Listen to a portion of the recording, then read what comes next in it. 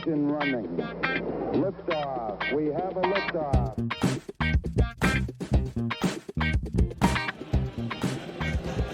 Hello and welcome, everyone, to Truth, Beer, and Podsequences. This is the podcast where my co-host and I listen to all the Cincinnati-based or watch all the Cincinnati-based craft beer media from the previous week.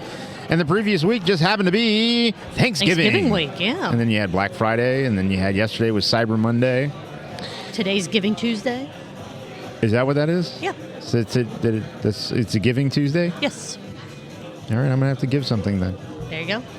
Yeah. So that's what we do. Hopefully there aren't too many consequences from the hosts of the other podcasts and media and such.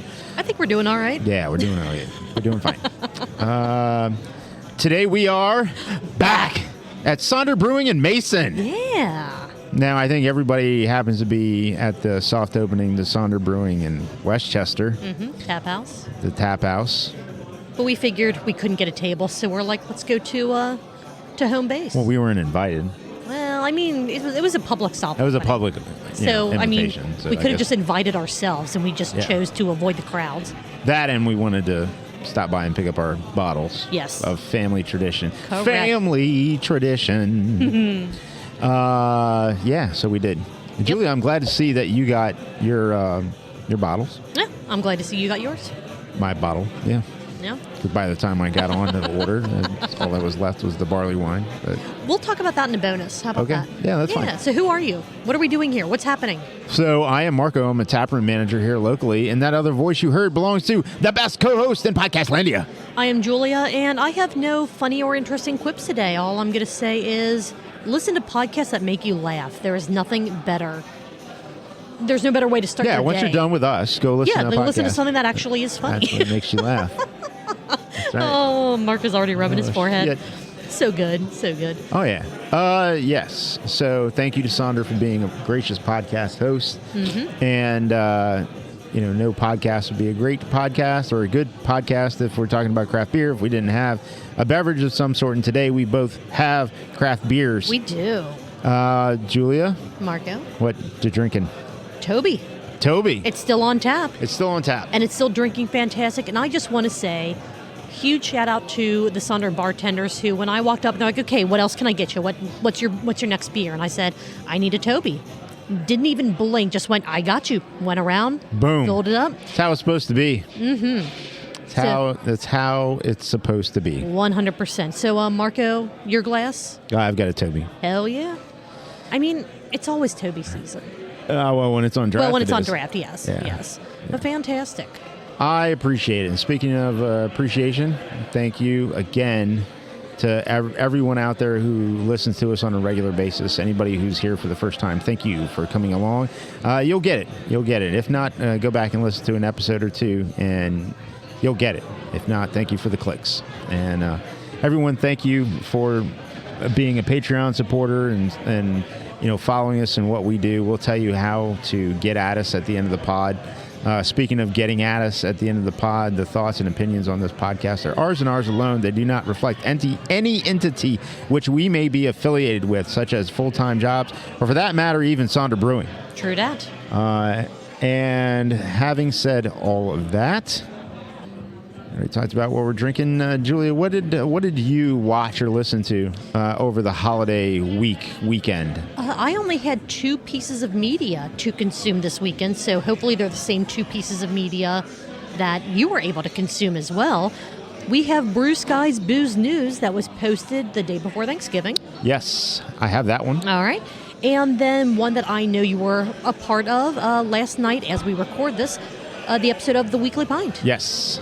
Phenomenal. So Bruce Guys did a fast one, and they posted it was actually a Thanksgiving episode. Yeah, it was. Which was great. Now, they didn't post anything yesterday, which was Monday. Right. But they gave us some content, probably expecting they were going to spend some time answering comments and doing their thing. On it, doing that, exactly. So let's just go ahead and start with that one since we're already talking about it. Sure. So for those of you listening to this potentially well after we post it, this is the episode that was published on November 23rd of 2023, The 3 Rules of Pairing Food with Beverages. The first note that I had, it's a Thanksgiving miracle. A bonus Brew Skies Booze News, and then joke was on me because we didn't get an episode on Monday. Right, so it wasn't... It was a holiday weekend, so that's fair. Yeah, so it wasn't really a bonus. It was just giving us another one until... There was no news to it, though, so it literally was a bonus. It was only 12 and a half minutes long. Yeah. But they packed a decent amount of food and beer pairing information into that 12 minutes. Talked about Bret's hygiene a little bit. Talked about that. Yeah, Talked about Mike's fancy shirt. Very fancy shirt. With his collar. Yes. That was interesting. That was one of my notes, too. I don't know who was producing this because no one said, "Yo, Mike, fix your collar." Yeah. Just a little nudge is all the collar needed. They still looked fine. It was still fine. There was no laptop this time. They were using paper notes, and as we know, that's right. Paper notes are the way to go. Pen to paper, you'll never forget stuff. That's a lie. I forget stuff all the time that I write down. But it was an electronics-free episode, more or less, except for all the mics and recording stuff. Audio, it's fine. video. It's fine. Yeah. We got history time with Mike D. Morgan. Got the truth about why the Pilgrims landed at Plymouth Rock. And basically, the Constellation GPS was just fucking off. Yeah, I mean, when you're trying to land, this ship full of people wearing weird-ass hats, and you're trying to get to... somewhere warm, basically. They were trying to land somewhere that was... Key West. Warmer. You're trying to go to Key West. Plymouth. They're all a bunch of parrot heads. Yeah. And they miss it by a little scotch. Slight scotch. Yes. But it was really the captain of the ship who was like, all right, can't go home, but you can't stay here. Exactly. I'm tired of driving your asses around. Get the home. hell off. I'm dropping you off here in Plymouth. And that's it. Yeah. The hell out. We're going to have to stop at Plymouth. I'm going to have to let you out, and we're going to have to go back because we're out of beer. You have to find your own way home. And I mean, honestly, that's a valid concern of the ship captain because you can't be drinking the water out there. Damn it! No. was the old from some book, some shit? Water everywhere and not a drop. Yeah, to drink. water everywhere and not a drop to drink. Yep. Yeah, it's true. Bret decided to take it all. Water everywhere and all the boards did shrink. Oh. That's the second line of the poem. Yeah. Bret took it all off on camera. He did. We got a show. Yeah. Yeah. Da-na-na-na-na. All I am going to say is I appreciate it. Yeah, the musk. It came through the screen. Yeah. You didn't even need smell-o-vision or any of those kind of things. The Bret musk. It was an experience. We'll just leave it at that. That's good. Then they got into the 3 rules to drink to food pairings. Was this something that you knew, learned, or did just anyway subconsciously? Right. Agreed. Like, as they were going through a lot of these, I'm like, oh, yeah, I do tend to do that. I just never realized that it was an actual thing. So there are complementary pairings, which is something like orange and chocolate. Or chicken and waffles. They have enhancing pairings, something similar to chocolate and a porter. Right, like chicken and honey. Exactly. And contrasting pairings, such as something spicy with an IPA. Right, like chicken and jalapenos. Exactly. I love how tied into this you are. Yeah. Yeah. Yeah, sounds good. I mean, not really a ton more to really say about this episode, other than it was really cool to see something non-news focused from them, because they both are very obviously, with everything that they do, from the Brew Skies podcast to Brew Skies Booze News, they are incredibly passionate and in tune with what they're drinking, be it alcoholic or non-alcoholic. So to see them tie that into other things, such as for the holidays, absolutely love it. Bret did say, hey, I'll check in on the comments throughout the day, Thanksgiving. So if you have a question like, hey, I'm going to be eating this, what beer should I pair it with? He would answer. When I watched it, there weren't any comments, so I hope that they didn't spend too much time refreshing the YouTube page. But happy Thanksgiving to them, and thanks to them for doing what they do. Yeah, happy Thanksgiving. And they ended with the most bullshit question of all, what are you thankful for? And they both had some pretty spectacular answers. Yeah. I just want to say, look, you're welcome. Yeah. Yeah. Right, Julie? We do what we can for them. Yeah. So I almost sent you this video as well. It wasn't from Bruce Guys. It was from Bon Appetit on YouTube. Great channel. Sommelier Andre Mack, who, and Rachel's gonna like roll her eyes because I was showing her some of these videos yesterday, but he did one where, I mean, he did a Thanksgiving pairing, like what to take for Thanksgiving, or what to take what wine to take for the holidays, and what wines are great under $15, what red wines, what white wines are great under $20. But he did one episode where he paired wine with fast food, and there was a Burger King, and a Bordeaux. Well, I'm not going to give any of that away. Okay. But he did a Burger King, like cool, a Whopper. Though. He did a McDonald's, I think it was maybe a filet of fish and some fries. He did a Taco Bell where he had some sort of weird bullshit from Taco Bell. And you know how I feel about that. Anyone who listens to this podcast in a while knows how I feel about Taco Bell. He paired something with Taco Bell, and I feel like there was at least one or two more fast food items that he paired with. Subway sandwich he paired with some wine. So I thought that was interesting. Really cool. I almost sent it to you, but I stopped myself because, as you know, this was after the weekly pint. Well, you didn't know that I was watching after the weekly pint, but you know the weekly pint happened yesterday. It did. And then typically after the weekly pint, you tend to say goodnight to everyone and head off to bed because you and your full-time job wake up extremely early. I do, yeah. So I was like, you know what? I want to send this to Julia. And I said, you know what? Just tell her tomorrow. Don't send it now. You don't know what time of night it is. It does. Just don't do that. It's fine. It's fine. Before we get to the sip count, because this is going to be a shorter episode since we only have wow. I got a little choked up thinking about this being a shorter episode. Yeah. Since we only have one other show to talk about. Speaking of beer pairings, and I know in our other podcasts, Cincy Beer Events, there are a lot of beer and insert dessert item here pairings that people do. Have you ever done a beer pairing or like a beer dinner to where you were served specific food items that were paired with a specifically selected beer or wine or other type of beverage? Yeah, nightly. Last night I had a hamburger and French fries, which I paired with Celebration Ale. Fantastic. But I mean, not where I sat down and paid $50 and had somebody decide what they were going to prepare for me and then what they were going to pair with it. No, I haven't done any of those. Okay. Julia? Josh and I did a beer and cookie dough pairing, like that edible cookie dough, at Street Side a couple years ago. And that was a lot of fun. It was self-guided, so it was one of those, okay, here's your tray of the 4 different cookie dough flavors, and here's your flight of the beers, and you can just kind of go through it on your own. I would like to do an actual lead class to where they're kind of talking you through what's going on. Exactly. I mean, the paint chips at the house, I need to know what is going to be the best to drink with those.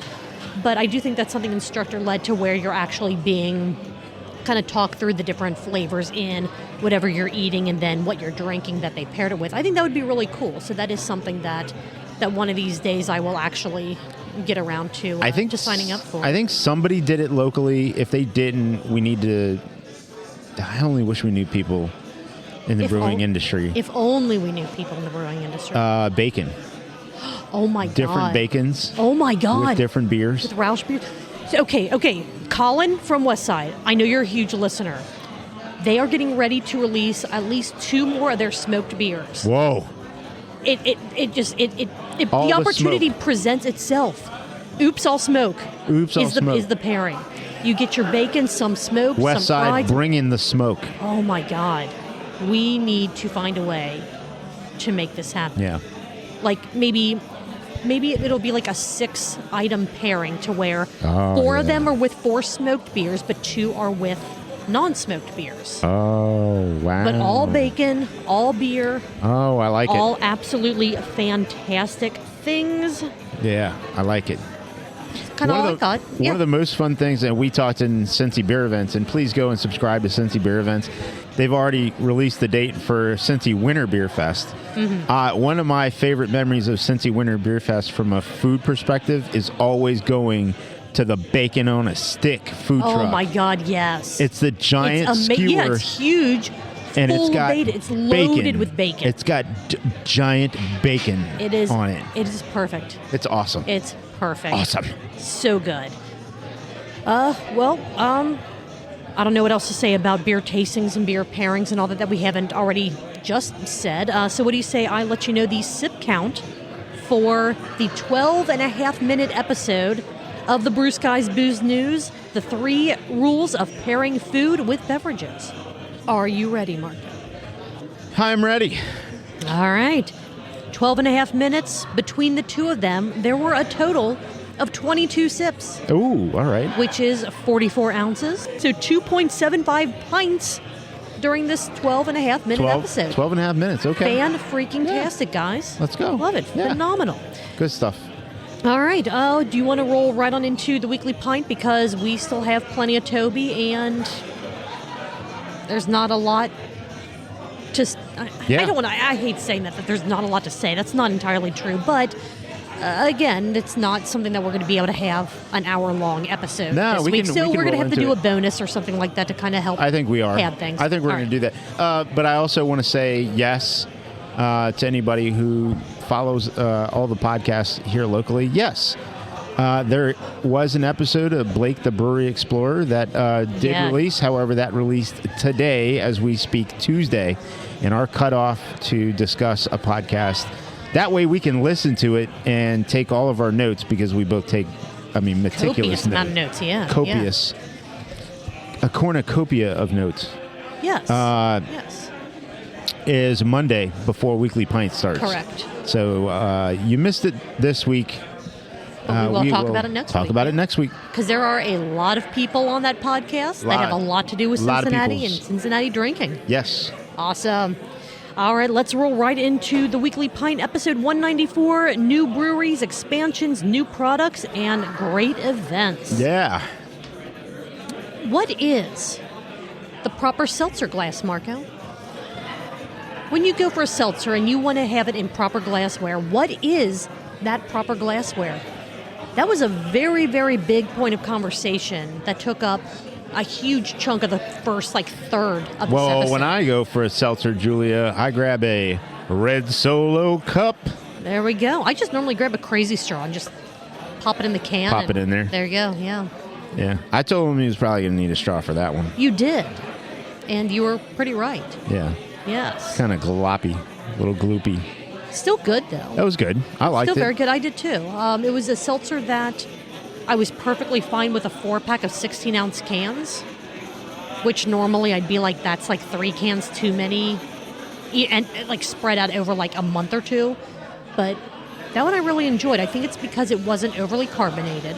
It didn't have that overly CO2 tasting bite that a lot of seltzers tend to have until you let them sit open for a bit. They carb them to a ridiculous amount. I think they're carbed with 5 vols of CO2. So there's a pretty hard carbonic acid bite to a lot of seltzers. So, and this was just smooth, but I do think Gnome was correct. You kind of still wanted a bit of that tart bite in that seltzer. You wanted a little bit. And there wasn't one. Yeah. But it was still a really good seltzer. It's important to balance something like that. That's why you put salt on food. That's why you squirt lemon on fish. You get your a little bit of acidity in there. Yeah. It was fantastic. Let's see. From there, we rolled into trouble clearing out and downsizing his can collection. He is trying to keep only cans with black tops or that are lagers. Yeah. And there are still too many. Way too many. It's a mark of progression, though. I agree. Before he had just everything. I want to know how everything and anything that was local. I want to know how those are being stored, because my concern, even if they're in tubs or whatever, is something's going to happen, and even in a Rubbermaid container, some of them are going to get crushed. And what do you do then? So what I've started doing is for the cans that I really enjoy, if they have an actual label, like a sticker label, I'm taking the label off and I make a magnet out of it. Put it on that magnet sticky adhesive paper and just chuck it up on the fridge. That way it takes up a lot less room. I can move them around whenever I need to. Right. And they're not permanently attached to the fridge. Right. I have seen that you have to part ways with. Right. I've seen way too many posts about my beer fridge died, and now all the brewery stickers and all of the things attached to that, they're gone. You try to peel them off and they just... I don't know why people just don't take the fucking door off and go put the door somewhere like on a wall. Well, but what if you have like all four sides covered? Then you'd have to like try to carve out all four sides of the fridge. And what if you're using like a full-size fridge? Possible. I mean, you're not wrong, but I think that there's a little more to it sometimes than just taking the door Put it on off. a magnet. Yeah, you're exactly, right. Exactly. On a magnet. Talking about... Or you could just tattoo them all to your body. Yeah.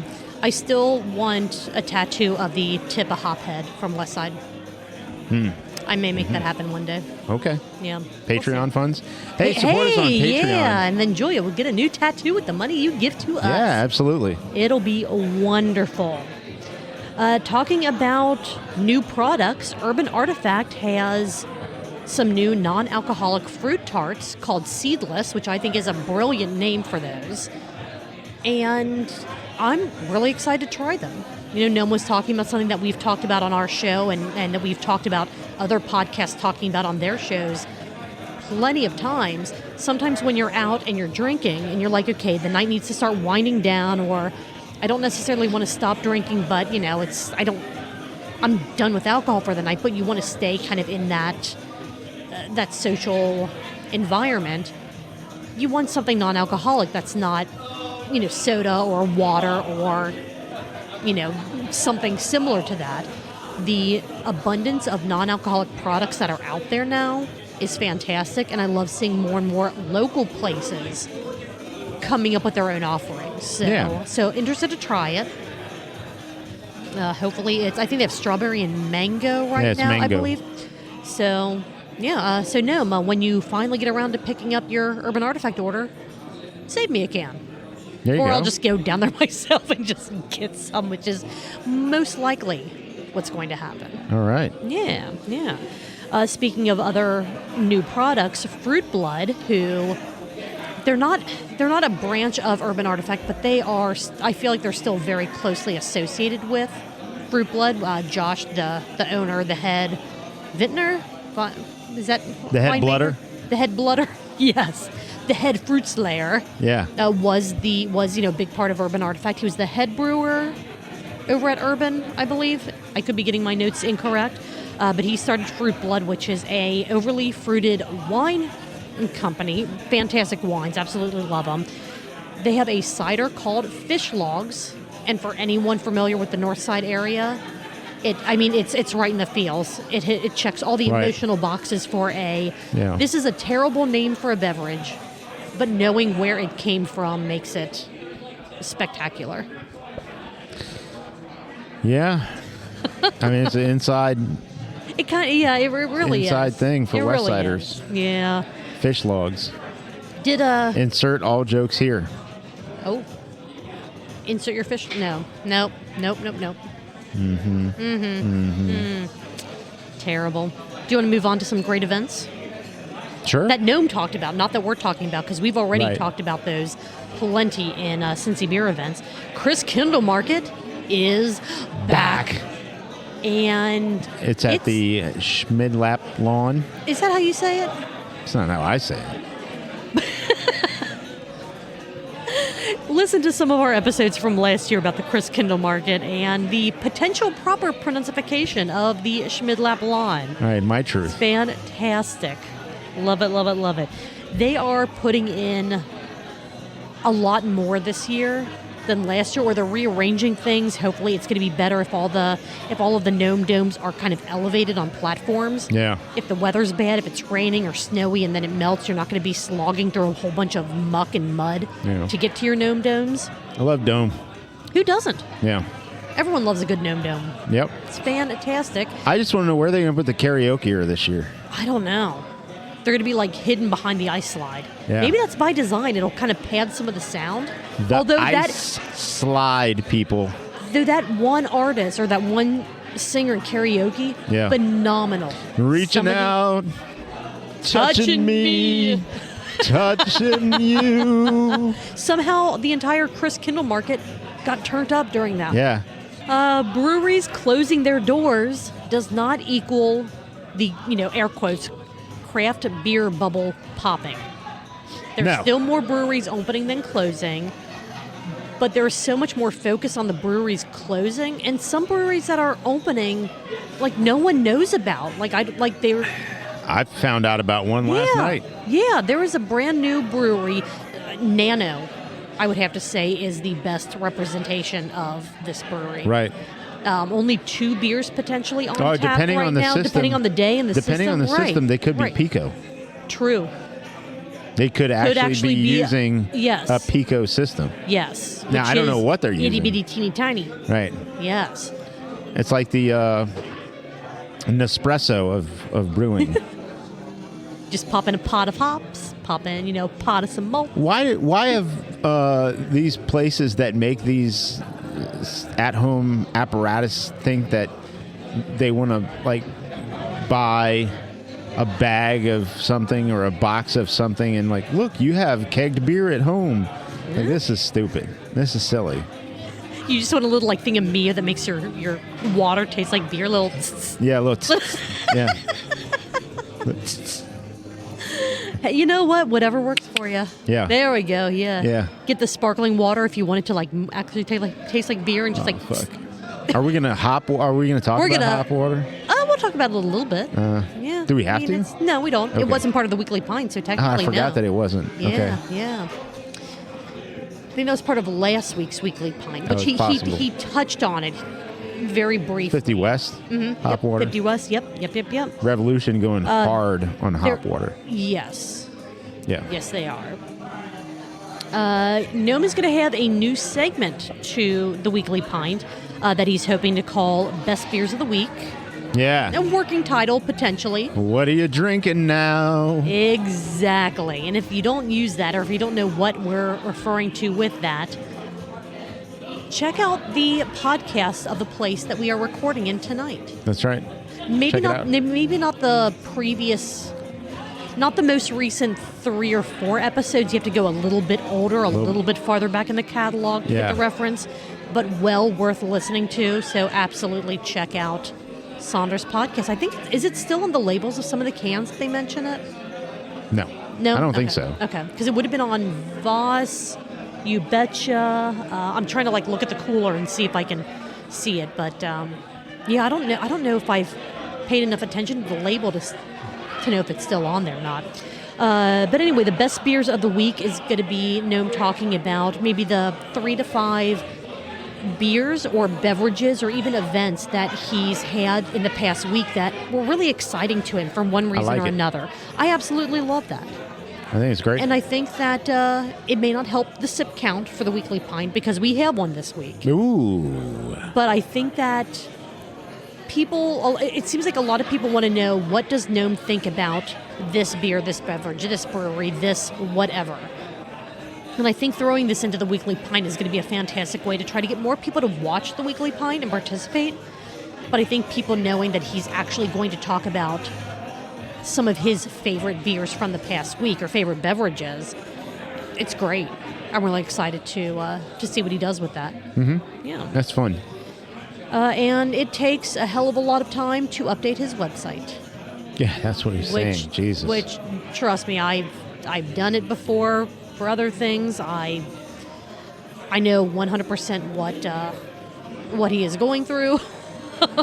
It's one of the things that has prevented me from doing more with our website. Just the time, the cost. It's crazy. But man, mad props to him. If you don't visit thegnarlygnome.com on a regular basis, just check it once a week, once every other week, and see the blog posts that he's putting up. Check out the brewery list, see if there's any new breweries listed, if any hours have changed. It really is an absolutely fantastic site for the Cincinnati craft beer resource. Yeah, it's an excellent resource. Yeah, 100%. Also, he has a survey for all things gnome. Yeah. Go fill out the survey. Fill out the survey. Survey? The survey. It's like scurvy, only more words. Scurvy. thegnarlygnome.com/survey. I believe he said he's going to try to have it up through the end of the year.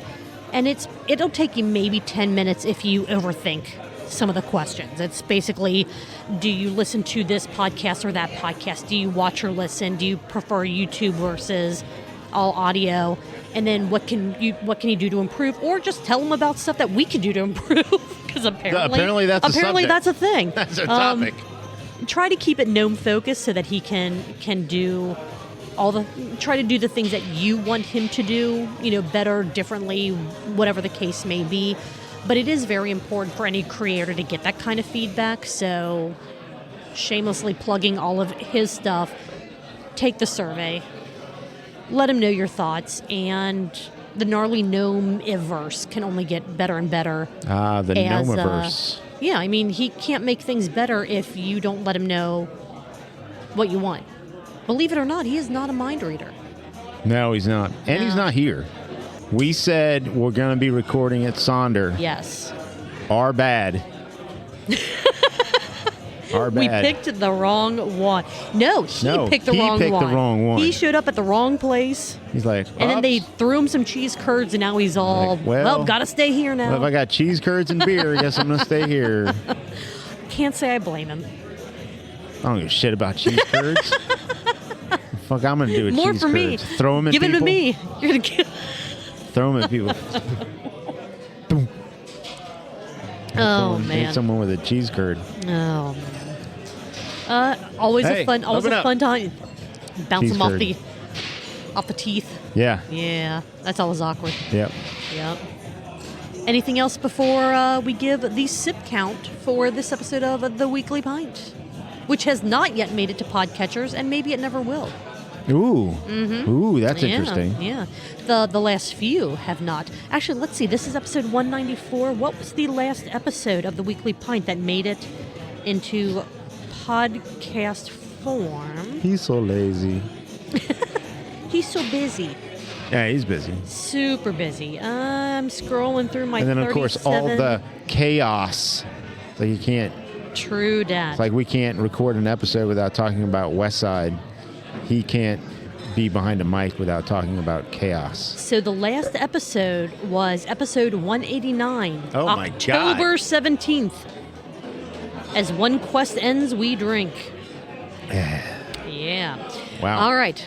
Well, let's wrap up this main episode with the sip count for the Weekly Pint, because we talked about how many times does he actually get to take a drink of the beer that he opens during the show? I told you it wasn't very much. No, and it definitely was not. But I thought it'd be fun to count those anyway. Okay, let's go. Why not?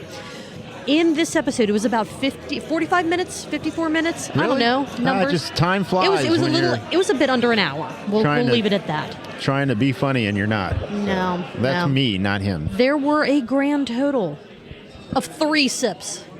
Oh, of wow. Untitled Arts Black Seltzer. Seltzer. That is, according to our math, 6 ounces, which is less than half a pint. Yes. It's fine. Yeah. It's fine. As we know, it's hard to drink and talk at the same time. I play this game every now and then where he finishes Weekly Pint and I give him a call and I just keep him on the phone for an hour. So he can't drink his beer? Yeah. That's mean. I'm not trying to be mean. That's so mean. Yeah, the conversations are productive, but yeah, that's fantastic. Well, did you have anything else, Then I put him on hold and go use the restroom. Oh, my God. Hold on. Wait a minute. Kids, wait up. Hold on, Gnome. How often does he hang up on you? You come back to the phone and it's just like dead. Yeah. And you're like, I don't know. He must have had something else going on. Not so far. Something else came up. All right. Well, that's cool. All right. Well, if you like what we did tonight, this was a shorter episode, but I mean, hey, until I edit this, it's still 37 minutes. So we managed to get a decent episode out of 2 shows, 2 pieces of content. If you like this, let us know about it. We are at TruthBeerPod on all the social media platforms. Send us an email with all kinds of thoughts and expressions and survey results that are supposed to go to the gnome, but you send them to us, truthbeerpod@gmail.com. Links to everything that we do, including our our sister podcast, Cincy Beer Events, where we tell you all about the upcoming 3 months worth of Cincinnati craft beer events. Cincy Beer Events, our Patreon link, so you can get unedited episodes of our show because they are a hell of a lot of fun. TruthBeerPod.com. That's where you get all of this and so much more. All of our episodes are audio only on YouTube. Occasionally we do videos that we put up on YouTube as well. Again, TruthBeerPod.com. That's where you'll get all the links to absolutely everything that we do. And to all the breweries out there, I just want you to know that, as you put stuff out there and you want people to know about it, reach out to us so that we can tell other people about it, just like other breweries have. Yes. And, we're not here asking for, anything other than tell us your help. Calendars. Yeah, other than your help to spread your information. That's all we're asking. That's it. That's it. I mean, to this point.